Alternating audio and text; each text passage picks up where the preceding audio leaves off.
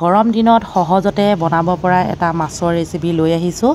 যদিহে আপোনালোকে ভাল পায় তেনেহ'লে লাইক কমেণ্ট কৰিবলৈ নেপাহৰিব। নতুনকৈ যদি কোনোবাই চাই আছে চেনেলটি ফ'ল' এটা কৰি থ'ব। কম সময়ৰ ভিতৰতে বনাব পৰা ৰেচিপি, লগতে খৰচো যথেষ্ট কম। আহক তেনেহ'লে আৰম্ভ কৰোঁ। আপোনালোকে চাই গৈ থাকক। যদিহে ভাল পায় অকণমান শ্বেয়াৰ কৰি দিব দেই। প্ৰথমতে আমাক লাগিব বগা সৰিয়হ, বগা বা ক'লা সৰিয়হ যিকোনো এটা ল'লেই হ'ল।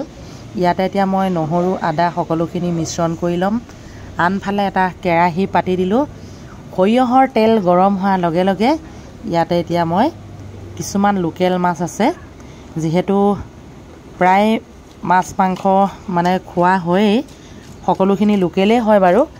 তথাপিতো আপোনালোকে সহজ পদ্ধতিৰে বনাব পৰাকৈ মই আজি দেখুৱাইছোঁ।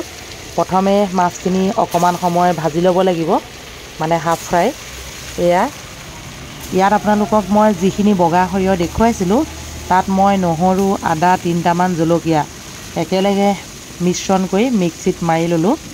যিহেতু মিক্সিত মাৰি ল'লে বেছি সহজ হয় বনাবলৈ, নহ'লে গোটা গোটা হৈ থাকিলেতো বনাব নোৱাৰিব।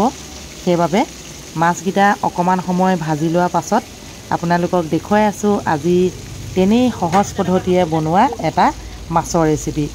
খুব মানে সোনকালে হয়, লগতে ঘৰৰ মানুহে দালি চব্জি এক্সট্ৰাকৈ মানে একো বনাব দৰকাৰ নাই, একেখনেই হৈ যায়। ইয়াতে আলু ফালি ফালি দি দিলোঁ 2টা। বিশেষকৈ আমাৰ আলু খুব কম খায়, সেইবাবে আলু 2টা দিছোঁ ফালি ফালি।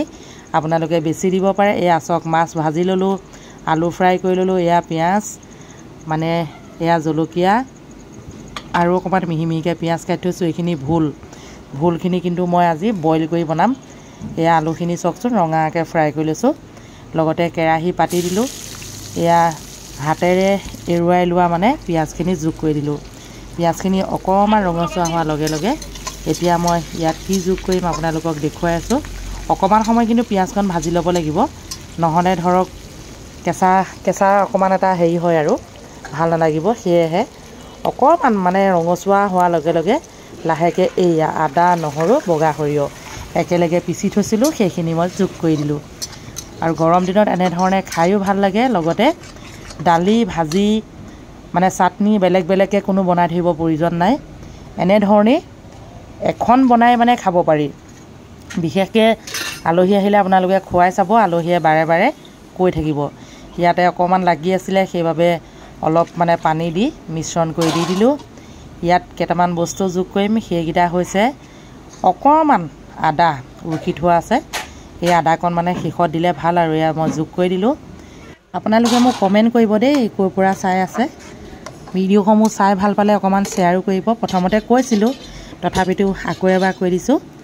এতিয়া মই সোৱাদ অনুসৰি হালধি অকণমান, লগতে নিমখো অকণমান দিব লাগিব। যিহেতু মই মাছখিনি ভাজোঁতেহে অকণমান নিমখ মিশ্ৰণ কৰি লৈছিলোঁ। এতিয়া নিমখো অকণমান দি দিলোঁ। আলুখিনি ফ্ৰাই কৰি থোৱা সেয়াও যোগ কৰি দিলোঁ। এয়া চাওক, খুব মানে হেল্ডি হয়। যিহেতু মাছ ফ্ৰাই কৰি হৈ যোৱাৰ পাছত যিকণ তেল বাচিলে সেয়াহে মই যোগ কৰিছোঁ। এয়া অকণমান হেতাখনৰ সহায়ত লৰফৰ কৰি দিছোঁ, মানে এতিয়া উতলিব লাগিব। উতলাৰ পাছতহে নেমু চেপিব লাগিব। নেমুটো দিলে বহুত ভাল লাগে, খাই চাব আপোনালোকে। এয়া খুব ধুনীয়াকৈ উতলি আছে। এনেকুৱাতে এতিয়া মই যোগ কৰিব লাগিব ফ্ৰাই কৰি থোৱা মাছখিনি। মানে কমকৈ কৰিছোঁ আৰু ধৰক হাফ ফ্ৰাই কৰিছোঁ, তেতিয়া জোলকণ খাই বহুত ভাল লাগে। লগতে চৰ্দি লাগি থাকিলেও এনেকৈ খাব পাৰে। এয়া নেমু টেঙা ৰস অকণমান চেপি ল'লোঁ, যোগ কৰি দিলোঁ। বহুত বেছি দিব নালাগে, বহুত বেছি টেঙা হ'লেও খাই ভাল নালাগে। কেইটামান নৰসিংহ পাত দিলোঁ। এই নৰসিংহ পাতকেইটা মই মানে এনেই দিছোঁ, ধৰক আপোনালোকে নিদিবও পাৰে, টেষ্ট হ'ব। বিশেষকৈ ধনিয়া নাই, সেইবাবে মই কেইটামান নৰসিংহ পাত দি দিছোঁ। খুব ধুনীয়াকৈ উতলি আছে। এনেকুৱাতে কি যোগ কৰিম গম পাইছেনে? আপোনালোকে চাই থাকক, চাই থাকিলে দেখিব। লগতে কালি বোকাখাট গৈছিলোঁ, যথেষ্ট গৰম। মানে গৰম যদিও ছোৱালীজনী মানে ধৰক 3rd গ্ৰেডৰ পৰীক্ষা দিবলৈ গৈছিলে, আপোনালোকে বহুতে হয়তো জানেই। লগতে ভিডিঅ' এটা আগবঢ়ালোঁ, আপোনালোকে যথেষ্ট মৰম দিছে, সেইবাবে বহুত বহুত ধন্যবাদ। মাছখিনি যোগ কৰি দিলোঁ। এতিয়া বেছি সময় উতলিবলৈ দিব নালাগে, কিয়নো মাছখিনি ভাগি গ'লে মানে দেখিবলৈও বেয়া লাগিব, খাইতো ভালেই লাগিব, খাইতো কেতিয়াও বেয়া নালাগে। ইতিমধ্যে মোৰ মাছৰ আঞ্জাকণ বৰ ধুনীয়াকৈ হৈ গ'ল। গৰম দিনৰ স্বাস্থ্যসন্মত ৰেচিপি হয়নে নহয় জনাব আপোনালোকে। এতিয়া আমাৰ ফেমিলিৰ মাজত ভাগ বিতৰণ চলি আছে, যিহেতু এতিয়া খাব লাগিব। লগতে থালি এখনত উলিয়াই অকণমান আপোনালোকক দেখুৱাইছোঁ। পচন্দ হ'লনে জনাব। সকলোকে মোৰ চেনেলৰ তৰফৰ পৰা মৰম যাচিলোঁ। লগতে সকলোৱে সুখেৰে থাকক, শান্তিৰে থাকক, দেহ মন মগজু সকলো ভাল হৈ থাকক, তাৰে কামনা কৰিলোঁ। আকৌ লগ পাম। বাই বাই, টাটা, আজিলৈ আহিছোঁ।